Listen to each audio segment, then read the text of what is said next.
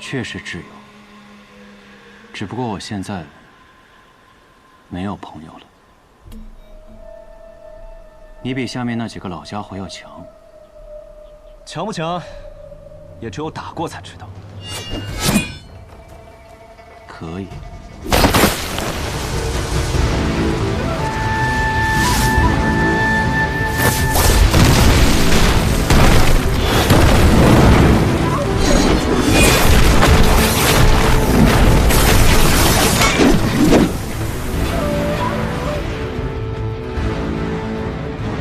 这就是传说中的虚念功。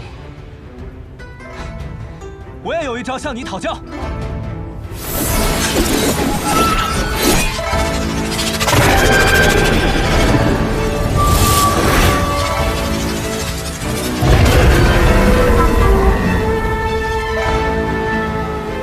确是一条金龙。金龙变。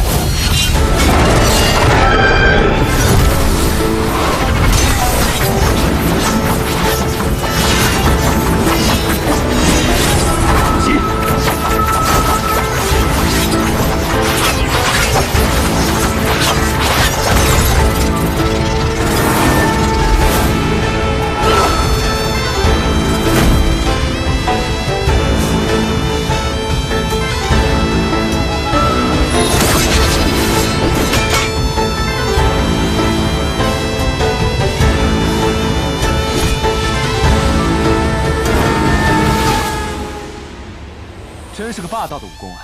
不用兵器，不用拳掌，只靠自己的内力真气来对敌。见识了，你比当年我见到的百里东军还要强。哼，只可惜姬若风太懒了，多年没有发过武榜，不然我也想知道，和百里东军那家伙现在孰强孰弱。不过，你在提到我们那位朋友的时候，是不是太过冷淡了？ 你就不怕他死了？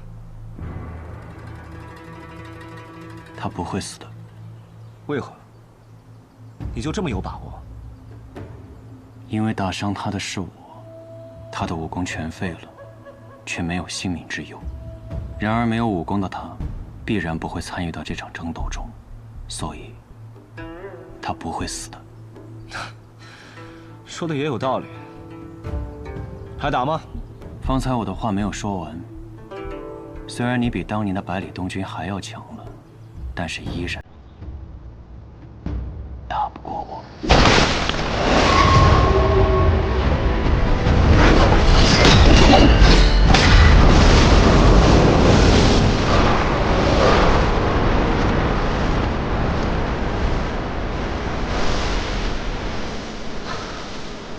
这便是真正的虚念功第9重了。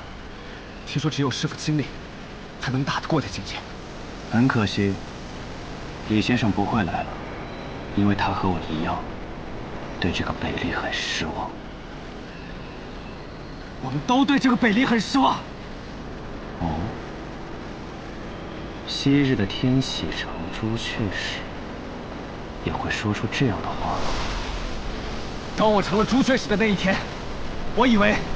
会通过我们的努力，会使北离变得不一样。等到我们守护的那个人的哥哥坐上了龙椅，我才发现，这只不过是又一次的循环。所以我离开了天启，回到了雪域。但是，这不能成为我们毁掉北离的理由。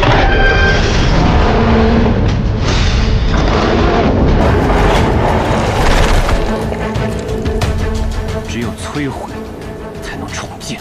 为了重建，又有多少人需要流血啊？我已经流了，他们也该付出点什么。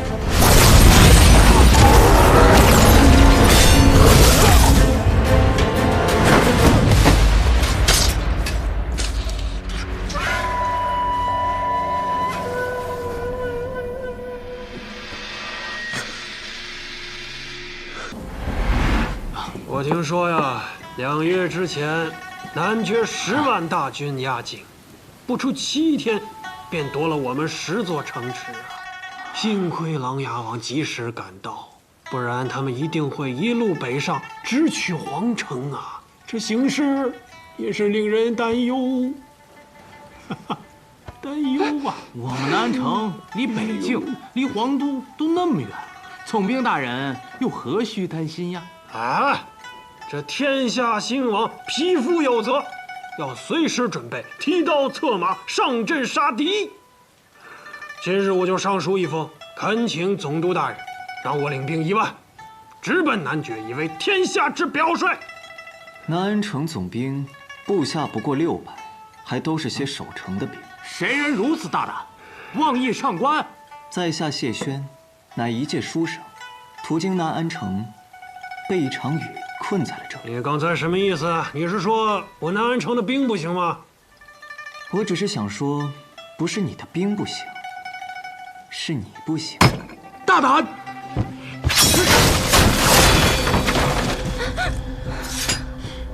你个小小的书生，竟敢挑衅总兵大人！大人不降，难道你降？书生，我知道你们这帮人自命清高，可带兵打仗，不比纸上谈兵说说而已啊。比如说，你会用剑吗？我读过很多剑谱，我还读过《孙子兵法》呢，都是些绝世的剑谱。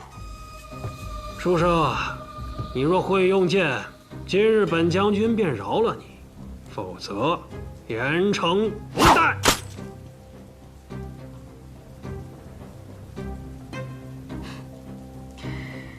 我的小师叔曾经说过，总有一天我也会握剑。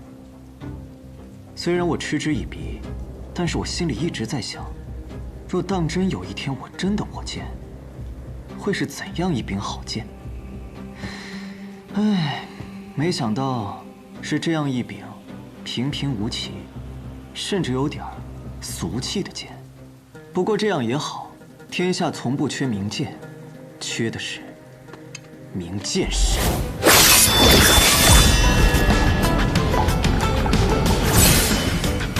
大人，刚才外面的雨好像停了那么一瞬。你的剑太久没用，连一道剑气都撑不住。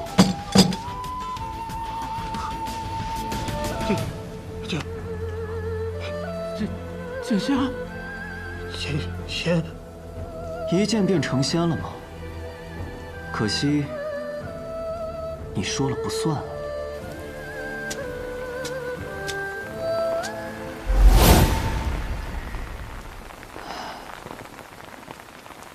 乱世如雨，落下来的时候，谁也躲不开啊，便只能入世了。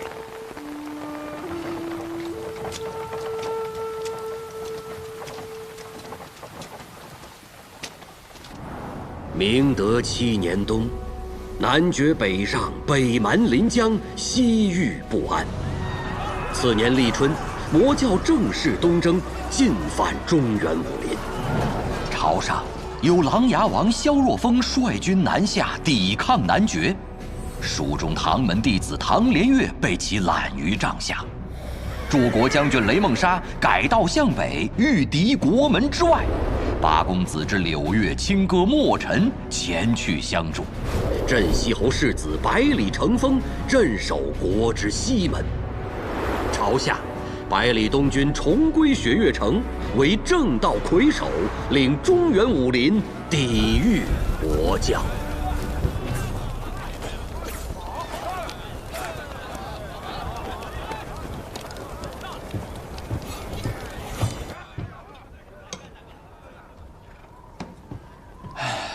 这边可真冷啊！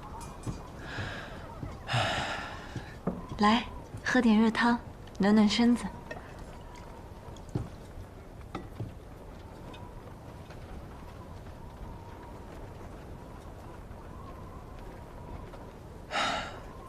舒服。你说说你，都是冠绝榜上的高手了，怎么真气运转一下，还抵不住这点寒气？那多没意思啊！春夏秋冬，寒来暑往，总要真真切切地感受到，那才是真实的活着嘛。今天可是新年啊，司空长风那家伙这几个月在外面东奔西跑的打架，都没来得及跟我见上一面。他说今日定来和我相聚，怎么人还没来啊？来了。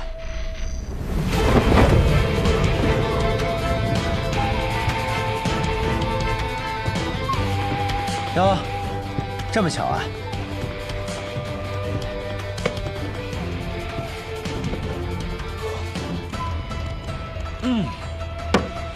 这种日子呀，喝上一碗热乎乎的羊肉汤，简直赛过神仙。哎，司空长风，几年不见，这就是你对你师兄的礼说？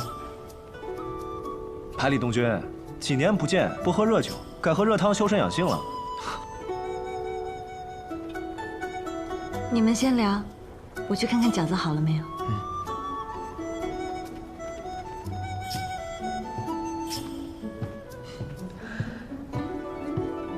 你要的酒自然是有的。今天是新年，我特意多备了几坛，不醉不归。那我可要最好的那种，7盏新叶酒有没有？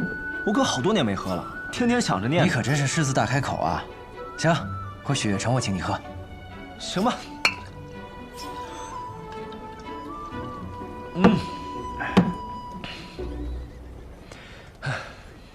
你怎么给他涂了一层黑漆啊？什么审美？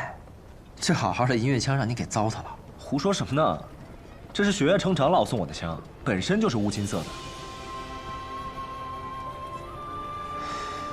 枪倒是个好枪，不过看着也没比银月枪强多少啊。用顺的枪为何要换？你难道没有听说我与叶鼎之对阵的事吗？自然是听说了。雪月城第3城主司空长风与魔教教主大战了一场，略占下风，全身而退。还略占下风，损不损啊你？不过这故事没说完，我虽然全身而退，但枪断了。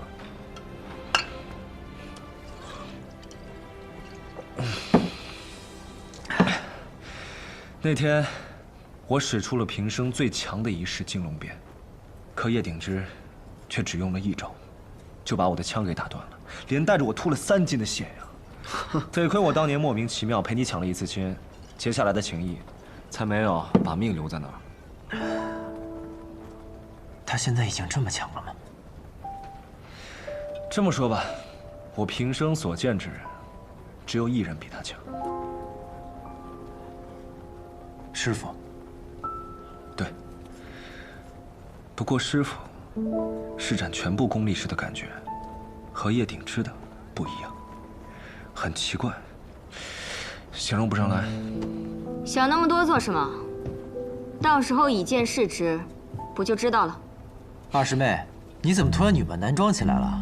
还故意压低嗓音，下次好歹披个面纱什么的，像柳月师兄那样。这么多年不见，一见面大师兄你就嘲笑我，早知道我便不来这里了，还不如多教训几个魔教的恶人。我哪敢嘲笑你啊！快坐。好端端的，怎么突然女扮男装起来了？因为这样，显得更有杀气。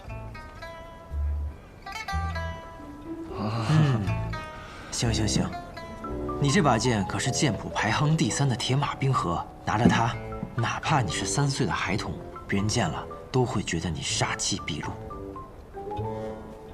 我听说你在来之前在东极海市。是啊，我看到你爹了，他废话还是那么的多，你就放心吧。放心什么呀？谁要问他了？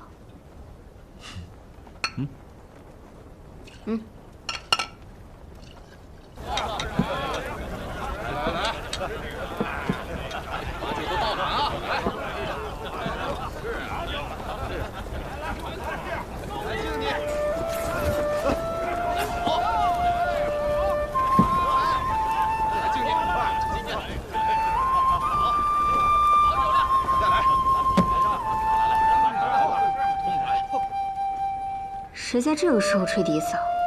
听着还挺动听，而且没什么敌意。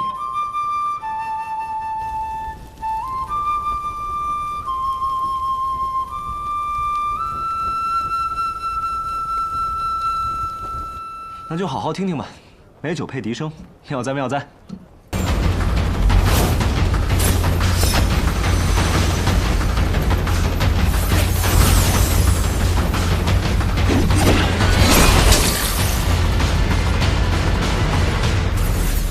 果然，照壁坡。通往此路，便可找到阵眼。是的，这孤虚阵原本是兵家之术，能在冥冥之中将气运引到己方心上，以此压过敌方一头。虽然魔教布的是鬼阵，但破解之法也大同小异。鬼道必主藏，这阵眼自然在这山间最能藏气处。在山的西北面，有一座绵延无际的群墓，葬着当时韩玄以及整个韩家军。韩玄欲反，却因兵败而被坑杀。这叶鼎之不是也要反吗？兵有兵器，兵器随着时间的流逝，却越聚越深，自然便是山间的藏气之处。好，你可愿继续用剑气为我开路？荣幸之至。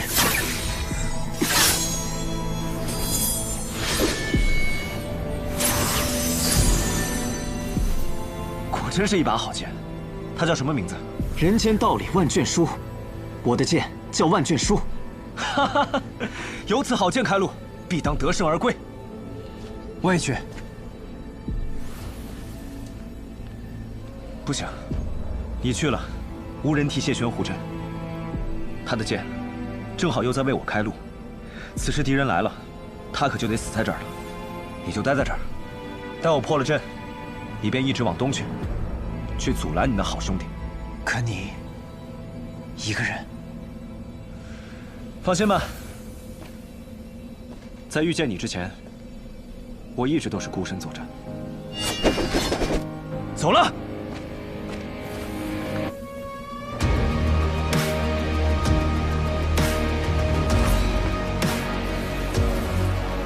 不必担心，北离兴剑，南蛮用刀，世间用枪者寥寥，以至于世人忘了，枪才是百兵之王。世间鬼魅最怕的，便是这枪。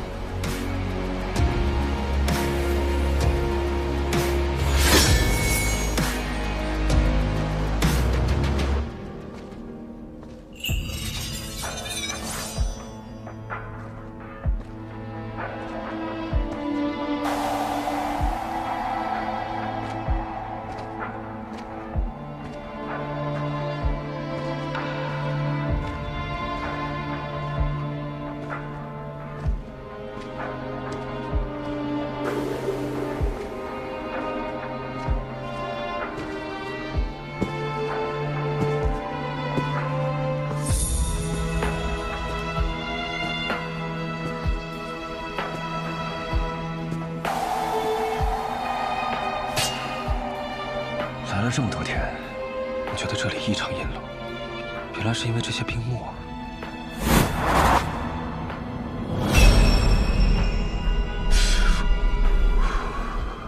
一想到日日睡在这冰木之侧，还真是有些不敬啊。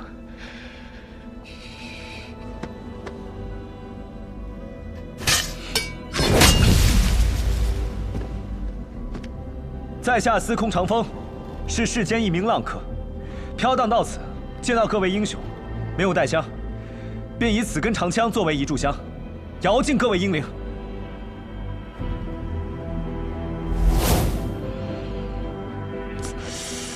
哎呀，完了！刚刚忘记问的死书上，找到针眼之后该怎么办了？这么多坟，难不成一个个得给他挖出来？啊？孤魂草。我怎么看到针眼时闪了一下？有人接近针眼了，长老。无妨，接近了又如何？他破不了阵的。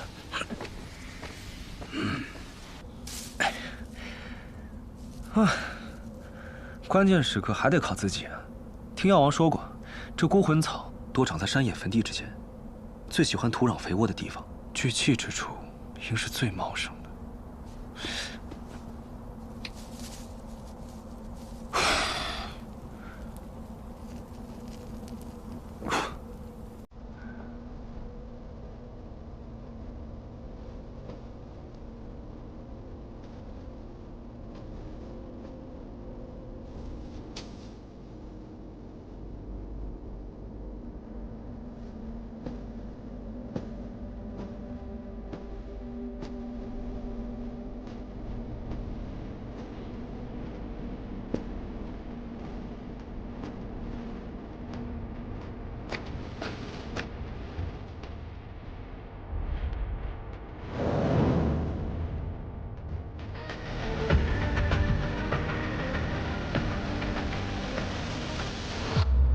我有一套枪法，名为惊龙变，是我师父李长生所教。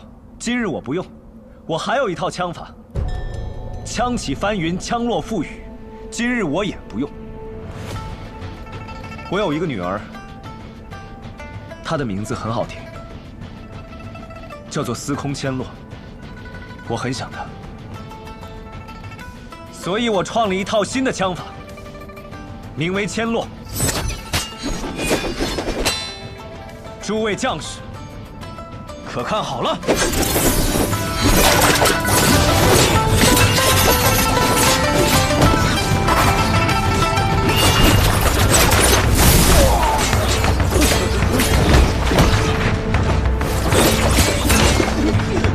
走了。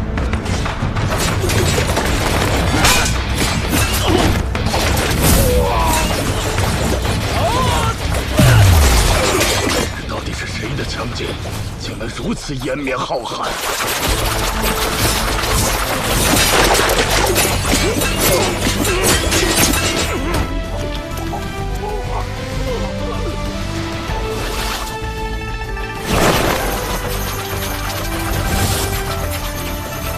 司空长风，第1000枪，便送诸位将士魂归故里。落！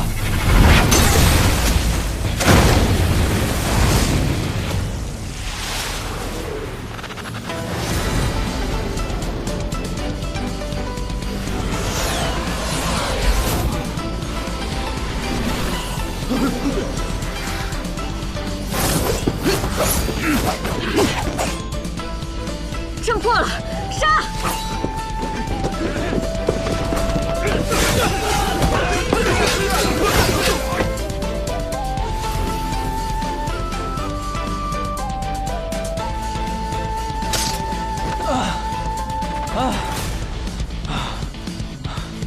狼狈了，狼狈了！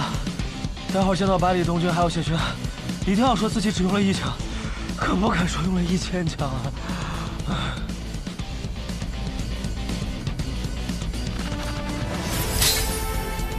司空长风，还活着呢，任务完成了。走了，走了。哎呦！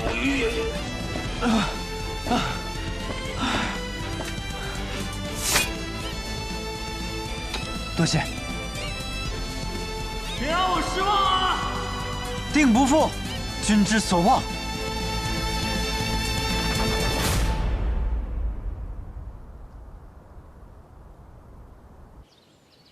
玉珍，我驴呢？在这呢，师兄，等一下。快点啊！待会儿我可就下不了山了。让你给我装行囊，你就给我随便打包一下就好了嘛。来，师兄，哎，让我看看你给师兄我带了什么。都是我亲手种的桃。我又不是你，那么爱吃桃。况且这桃，真是给我吃的吗？说什么呢？你不要拿了，没道理给人的东西要拿回去啊。好了，兄长我走了。哎，师兄。别想了，你不能去，好好在山上待着。哎呀，想去的不能去，不想去的，非摁着脑袋逼着去，真烦人呐！人家老婆没了，讲回来天经地义，我们干嘛非得掺上这一脚呢？要我说，就赖我们师门规定不能娶妻，圈一帮牛鼻子，不解风情，还坏人姻缘，作孽啊，作孽！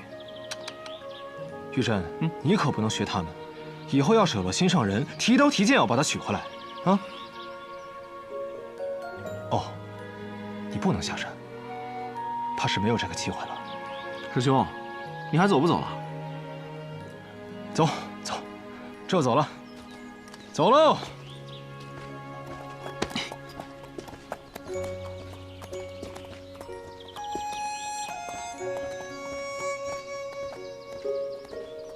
师兄保重啊，早日回来。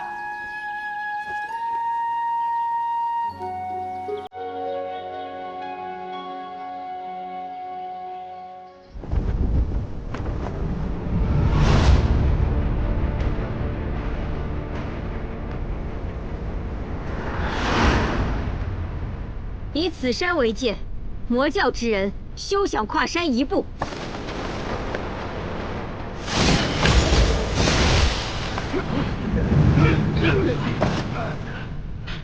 你说不过便不过，我看还是我们说了算。想不到域外之地，竟然还有这么多高手。关键是他们人还多，来了一批又一批。不是他们人多，是你们心太软了，总是伤而不杀。他们回去养一天伤之后，第二天再来攻打你们的山门，当然是来了一批又一批喽。是。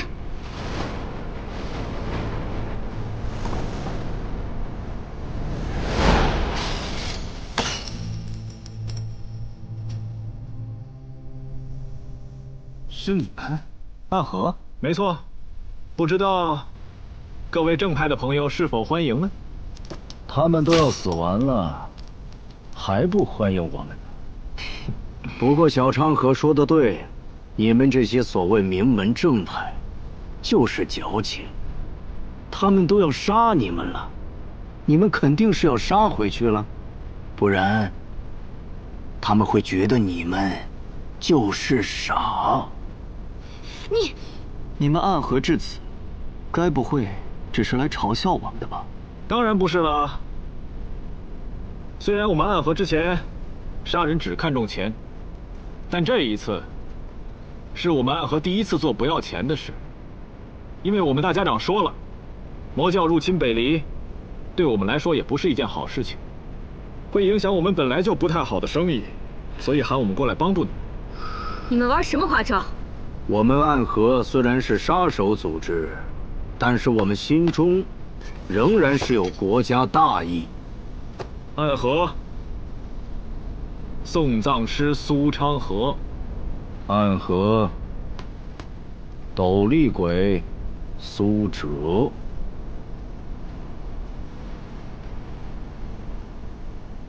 是不是还少一个同伴？我记得那个人跟你苏昌河形影不离。你说他啊，做魁了，当然不跟我在一块儿。不过你放心，他也来，还是主力。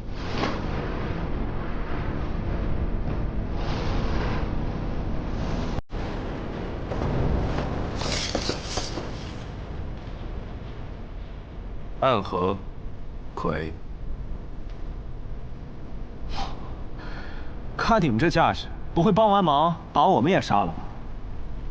放宽心，不给钱，不杀自己人。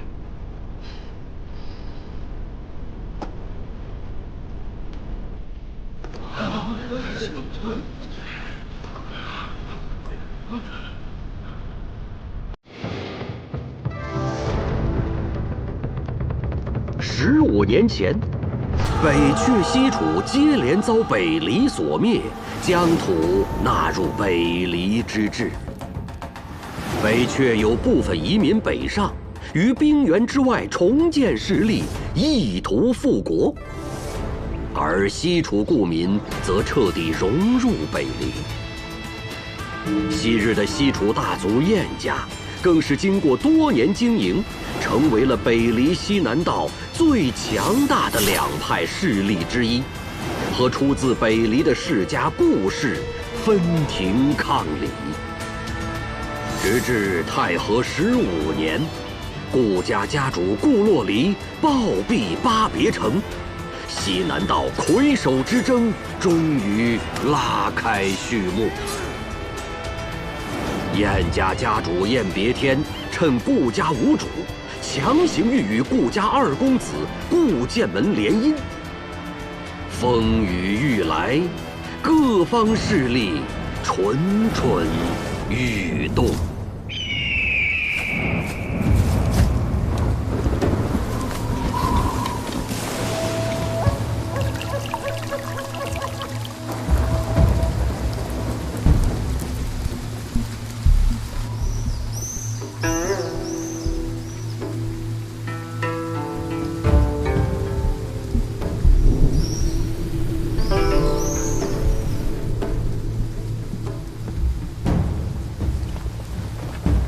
二公子，方才午夜派人来说，为避免燕家不满，让我们把府内的白帆都给换成红绸，实在是欺人太甚。难道我们真要这般，任由他们宰割吗？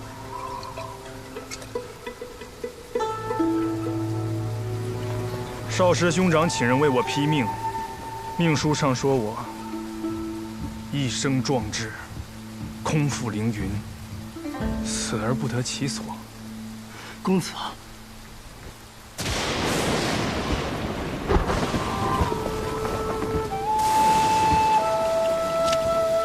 公子，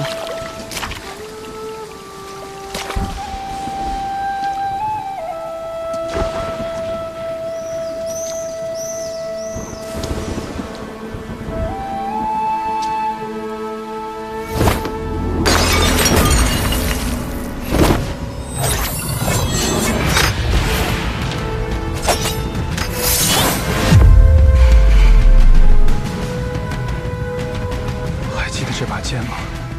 这是我去天启那年，兄长赠予我的。他让我拿着这把剑，闯过学堂大考，不负凌云。从此以后，这便是我唯一的剑。你问我是否就这样任人宰割？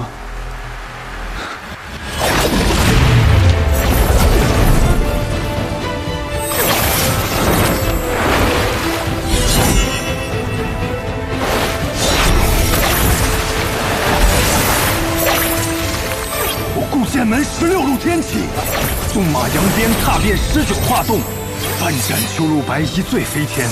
我此生最不怕的就是拔剑，最不信的就是命。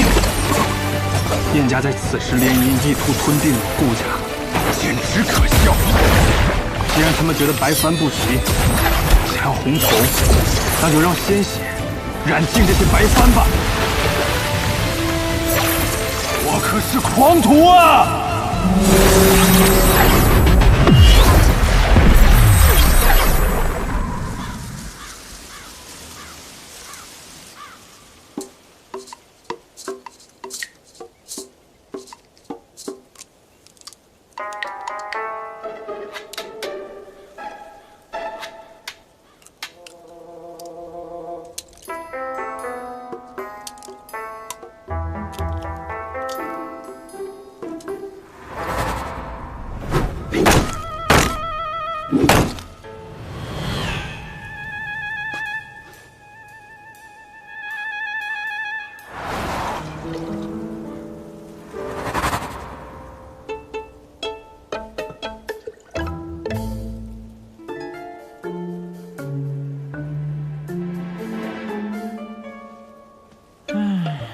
怎么会这样啊？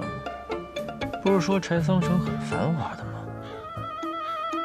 来了13天，一个客人都没有。我好歹也是钱东城小霸王，可会来这倒霉地方受罪。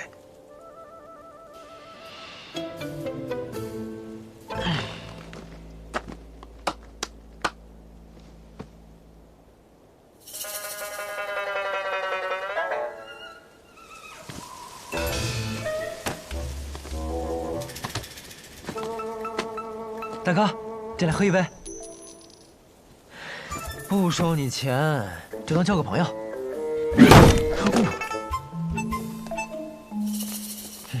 不交就不交，脾气这么差，给我来10斤肉。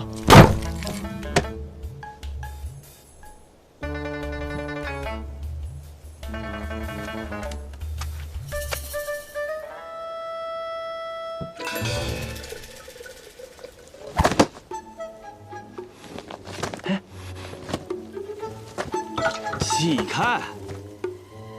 别挡着我看我家小西施。你有没有听过一句话？酒壮怂人胆。你看再酒也只是看，要是喝了我的酒，你就敢过去了。滚！得嘞。这要是在钱东城，我一把火烧了你的油铺。少年郎，怎么不来和我搭话呀？不必了，不必了。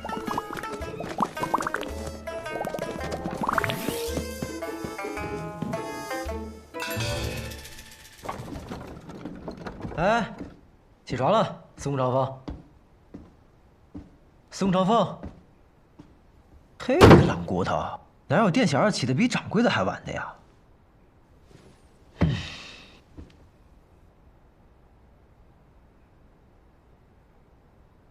你说也是奇怪啊，这柴桑城不是西南道的第一大城吗？怎么自从我来了以后，这街上连个人影都没有？而且我遇到的人吧，也都奇奇怪怪的，你不觉得吗？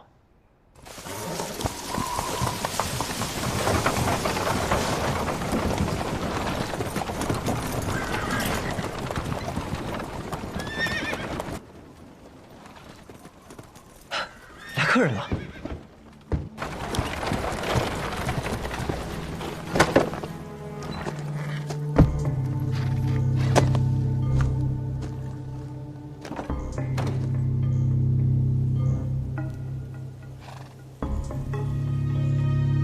东归，不错，东归。看你们像是从很远的地方过来，东归这名字好啊，很配你们。进来喝一杯。小二？什么小二啊？我可是老板。老板？小老板看着年纪不大，生意倒是做得挺大呀。生意大不大不重要，重要的是酒好不好。小老板很是自信呢。那是自然，酒好不好骗不了人，一喝便知。不过若是你们觉得不好喝，那就回家换个舌头吧。大胆！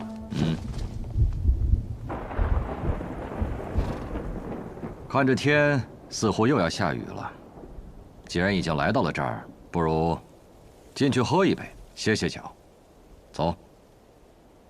哎，我的酒可不是随便歇歇脚就能喝的酒。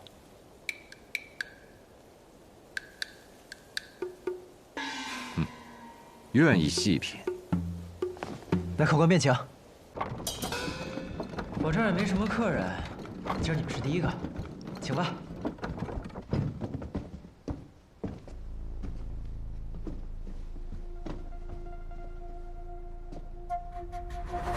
不是已经有一人了吗？他可不是什么客人，他属这儿的店小二。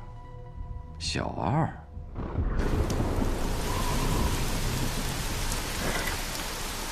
桑洛、新风、朱鱼、松劳、长安、屠苏、元正、桂花、杜康、须臾、声闻、般若，一共12盏，一盏20两。你知道整个西南道最好的酒馆蓝玉轩里的月落白卖多少钱吗？一盏18两。我的酒比它好喝一点，所以我卖20两。你都要了，爽快，请吧。小老板，既然没事，一起过来喝一杯酒吧。那我便不推辞了。不知小老板怎么称呼？我姓白，叫白东君。东君科佩生烂山，青玉过时拂柳端。好名字。也有人这样叫过我的名字。来，喝酒。长安久未绵长，最以雨天来饮。各位今日不饮的话，可惜了。要这话。元正澄澈甘香，最是远行归客。各位奔波而来，饮一杯正好。这也不好，那也可惜。敢问小老板能喝什么酒？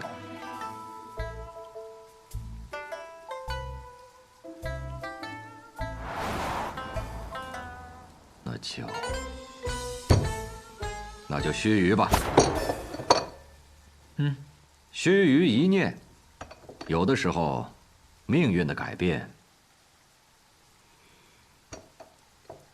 往往就在须臾之间。小老板，这杯我便先饮了。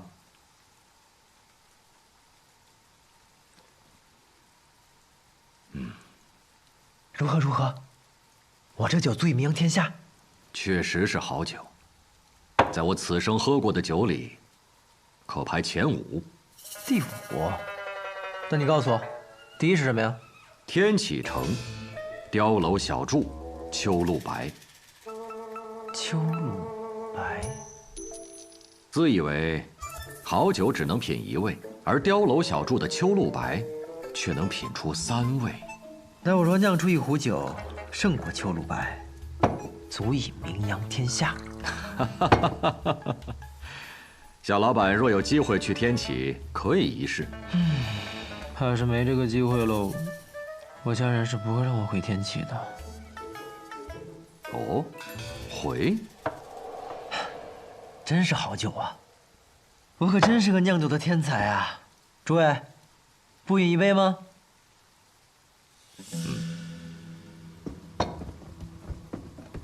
这元正确实清爽回甘，确实不错哈。那边那位店小二，请你喝杯酒吧。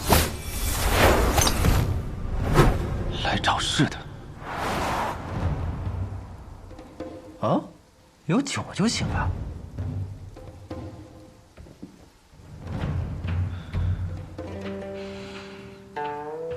是元正，好酒。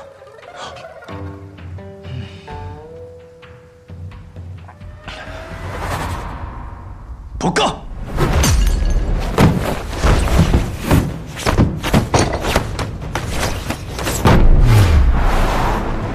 嘿，你个赔钱货，别打了我的酒！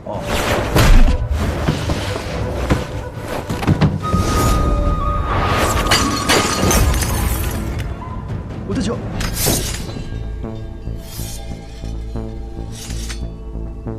果然又是来闹事的。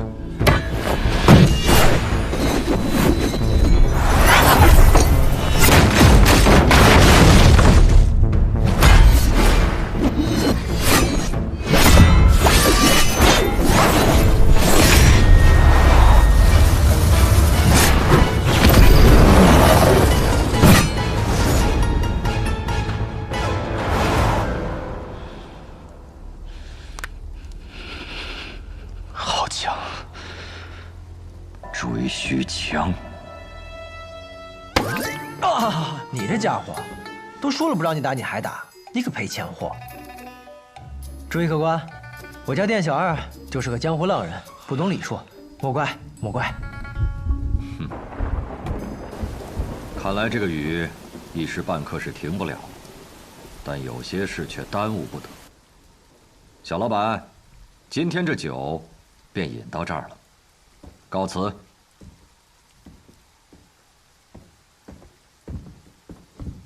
学正，发什么呆呢？走了。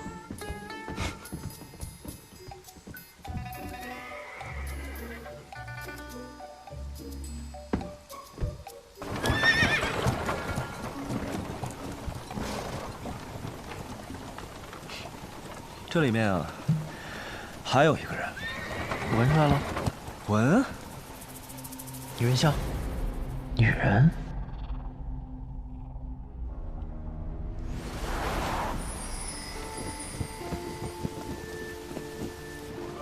身体可有好受些？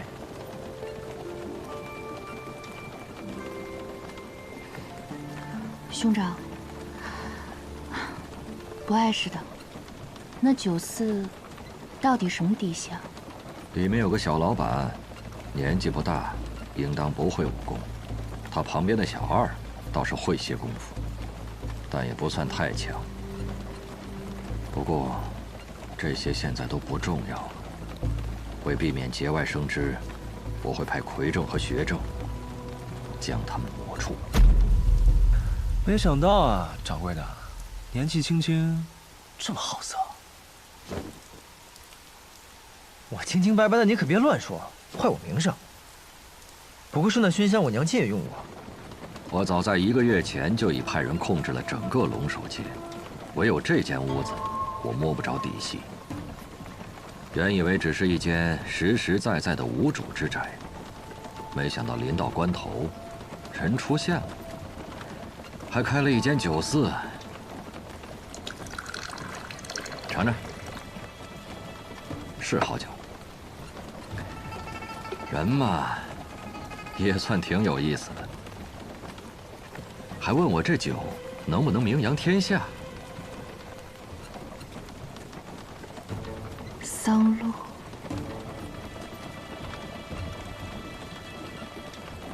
柴桑远路，好名字。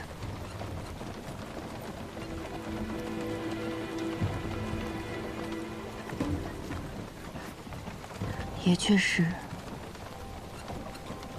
是好酒。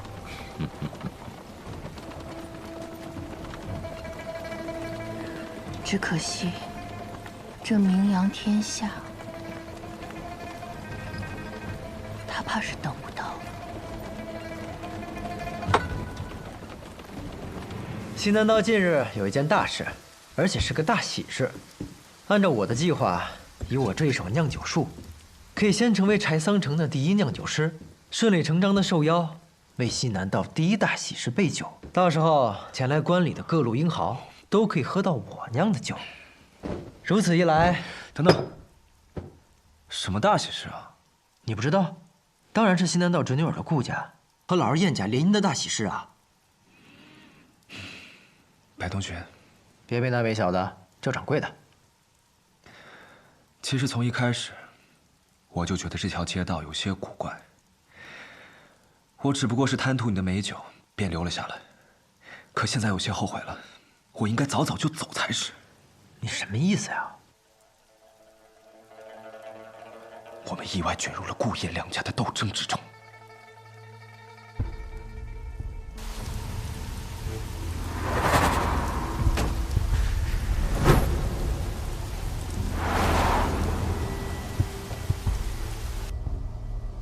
不止他们，还有刚才那一队人也是。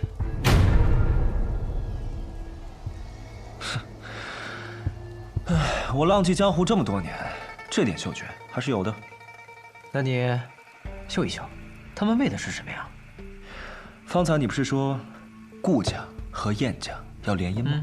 可这顾家大公子前些日子忽然暴毙，如果这门喜事是真的，那这喜事太蹊跷了。这人都死了，还结什么亲啊？顾家还有一位公子，你有没有听说过这样一首诗？风华难测清歌雅，琢墨多言凌云狂。柳月绝代莫尘愁，清香有才留无名。这也太不押韵了吧！哎呀，这是白小堂发布的公子榜，只不在押韵，而在贴切。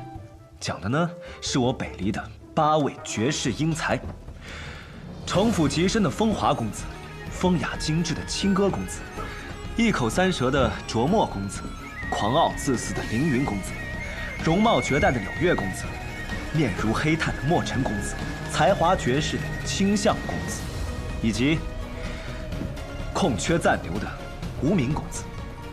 那这和柴桑城还有顾家又有什么关系啊？这凌云公子啊，姓顾，所以说顾家的这场联姻，新郎官就是凌云公子顾剑门。凌云公子，这听着便是奇妙啊！走，走哪儿啊？去顾府，要顾剑门来喝酒啊！凌云之气一飞冲天，听着便会是个了不得的大人物。等他喝了我的酒，去外面吹一吹，我名扬天下指日可待。好，可别走。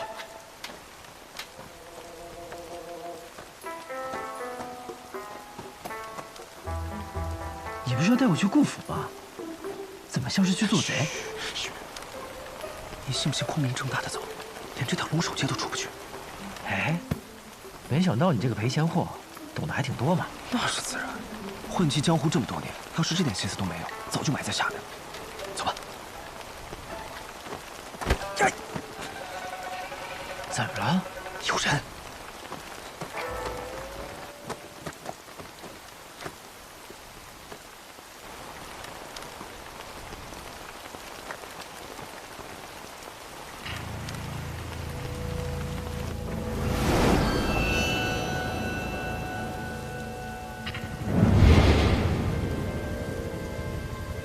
司空长风，快看，这天怎么突然黑了？嘘。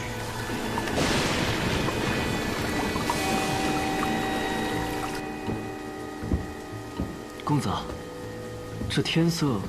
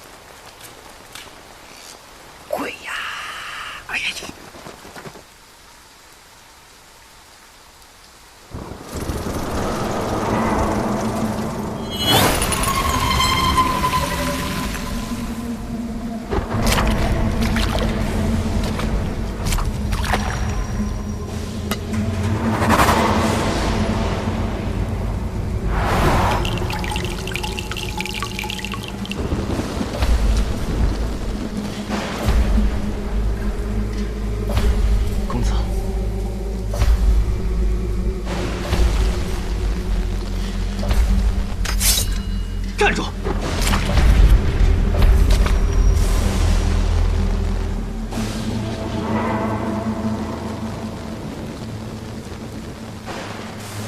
是来自暗河的贵客吧？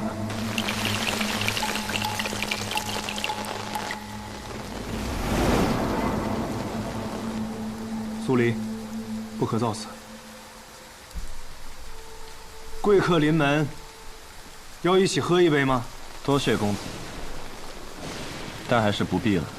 贵客是信不过我顾剑门吗？如果北离还有一个值得我们暗河相信的人的话，那便一定是公子了。谁人不知，这暗河是江湖上人人闻风丧胆的存在。只要有暗河出现的地方，必定会充满杀戮与死亡。像你们这样的刺客恶鬼，也需要朋友吗？公子言重了，就算是刺客，也需要朋友啊。就像我们暗河选中了公子，是认为公子有些事儿可以帮到我们，而我们也可以帮公子做一些事情，一些很重要的事情。所以暗河口中的朋友，就是这般利益关系。这样不是更可靠吗？公子本应有许多朋友，可现在他们都去哪里了？他们在哪里不重要。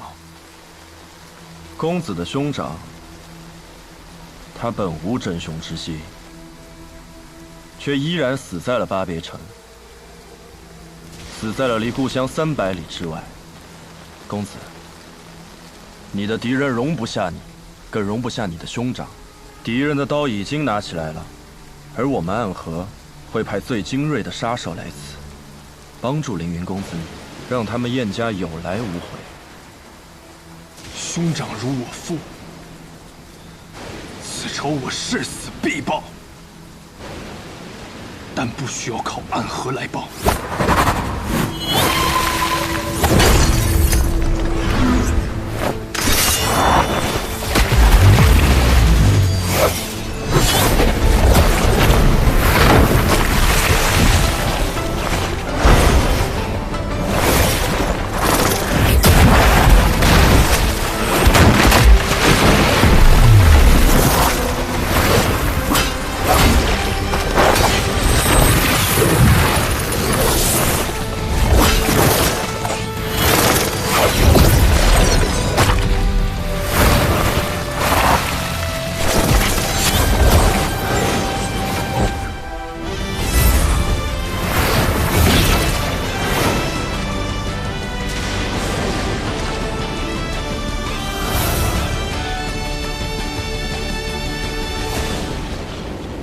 名剑月雪，据说这把剑奇刃之锋，可斩断空中雪线。公子是要杀了我呀？暗河想在西南道立足，就不打算拿出点诚意来吗？来，让我看到你的诚意来。好。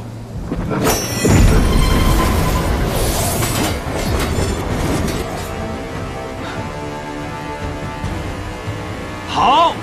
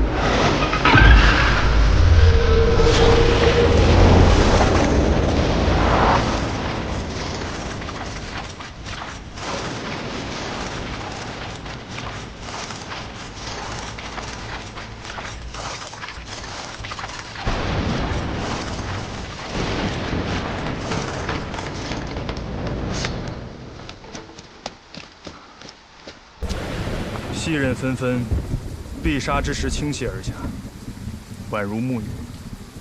你分明是暗河中凶厉的刺客，可你的剑里却有着剑客才有的剑意。公子从一开始便没打算跟我们合作，为什么又逼我用出最后的杀招？如果我说是因为我兄长死了，可我却还被困在此处无法离开，所以很想找人结结实实的打一架，那你的剑是不是就要刺下来了？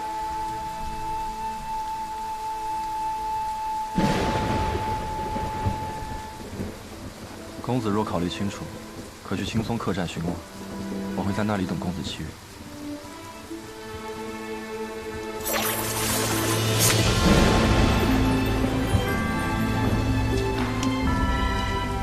你叫什么名字？我本不应该有名字，但我愿告诉公子我的名字。我叫苏沐雨。公子再见。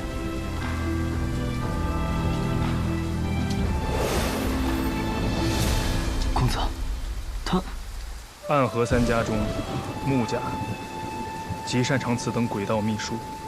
苏沐雨来到这柴桑城，必然不会是一个人。这墙外，必定还会有穆家的人为他护阵。就连这突如其来的黑天，亦是他们的手笔。至于这些秘术，你想不通的，便不用去想了。那他刚才说的是？暗河不请自来，背后图谋令人胆寒。我们的敌人，只是人世中的凶徒。可来做交易的，却是地狱里的恶鬼啊！那鬼应该走远了吧？奇哉奇哉，这天怎么又亮了？我有种不好的预感，咱们先离开这儿吧。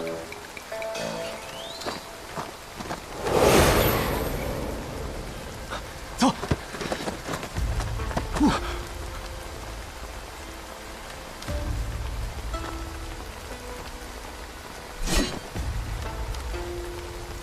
你们两个看到了什么？十三鬼，他们可在这里等了许久了呢。我们什么都没看到啊。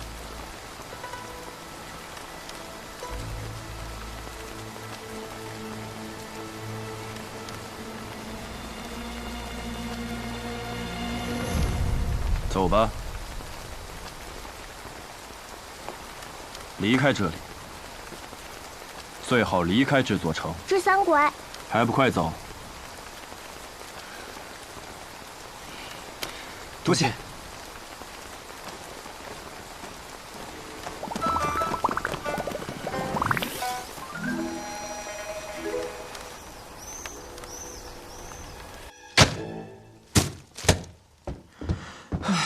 死了，吓死了！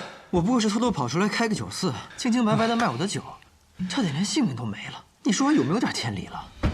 掌柜的，不是吧？那是东家起火，西家冒烟啊！啥？一波未平，一波又起啊！小老板，怎么才回来？这是去哪儿了？我还要跟你买酒呢。哎，实在不巧啊，酒都卖光了，改日吧。改日？改日可就没有机会了。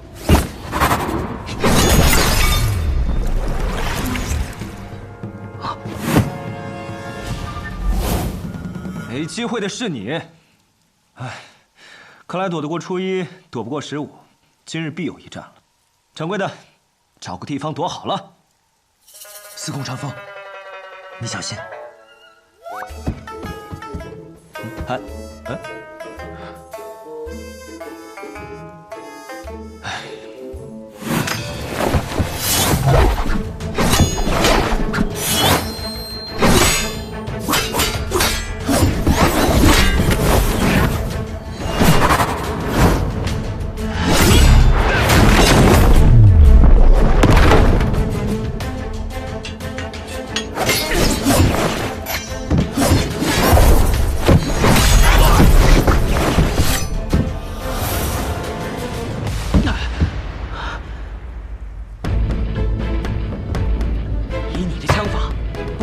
之辈，报上名来！哼，巧了，我还真是无名之辈。我从小未见过父母，吃百家饭长大，睡破寺庙而活，未曾有过姓氏，更无人给过姓名。不过生来空空，去也空空，也是不错。我给自己取姓司空，也愿化作长风，一去不归。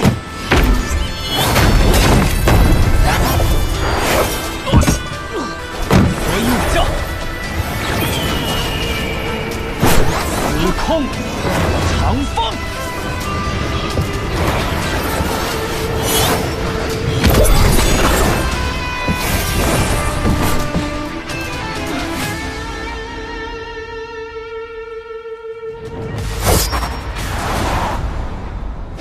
哟，原来这才是正主啊！原来你们是一伙的。我们素昧平生又毫无过节，我还给你们喝了一盏我的好酒，你们为什么杀我？总不能是嫌我的酒太贵了吧？怪就怪你开店选错了地方吧？儿戏了吧？生命是很珍贵的东西，每个人都只有一次，我们并没有权利随意去剥夺别人的生命啊！白痴！你说什么？掌柜的，你还没听明白吗？顾府已经被这帮家伙包围了，咱们碍着他们的事儿了。说你白痴没错，你竟然想着和这样子的人讲道理。喂，屠夫，我就问你一个问题，你说，如果我们现在离开，能放过我们吗？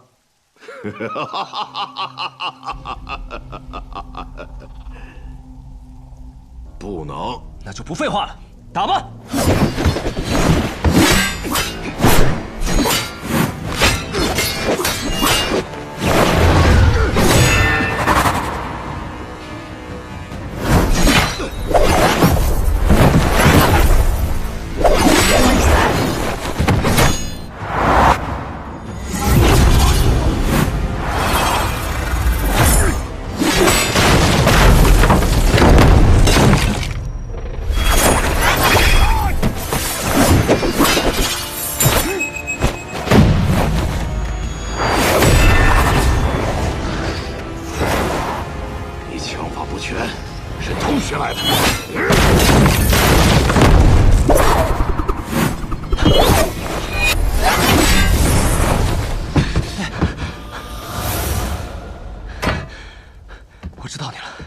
遭官法，死谏阎罗，你是金口阎罗严千岁。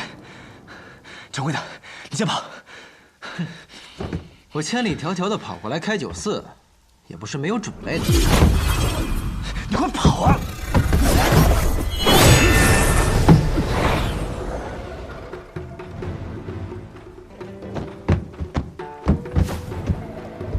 少年郎，去哪儿啊？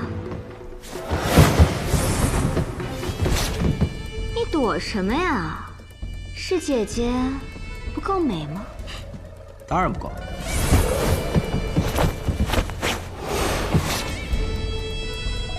你想去哪儿啊？去那儿。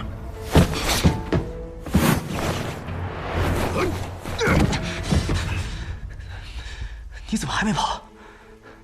你找我上面。倒是小看小老板了，没想到你武功平平，轻功倒是不错。只是想从我这里过，就这几步，还不够哟。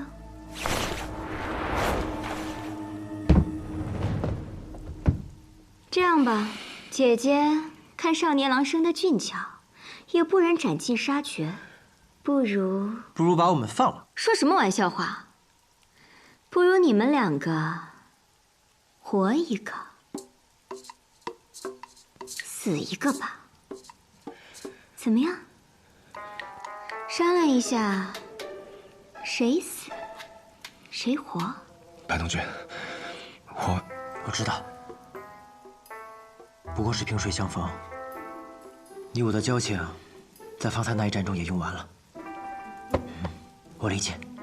什么？我话都没说完，你理解什么了？你理解？啊？我还有最后一枪，这一枪之下，前面这个一定会死，但我也不一定能活。你尽力自保，如果我能活下来，我就带你冲出去。你有几成把握？1成。1成的把握，你还有脸说得这么信誓旦旦？不过是将死之人，拼一拼罢了。司空长风，如过了今天，我俩还有命活，我再告诉你。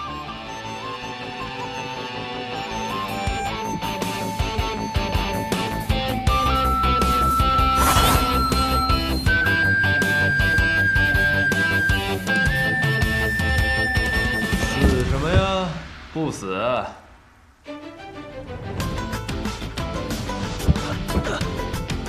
徐正，真是个难听的名字呀。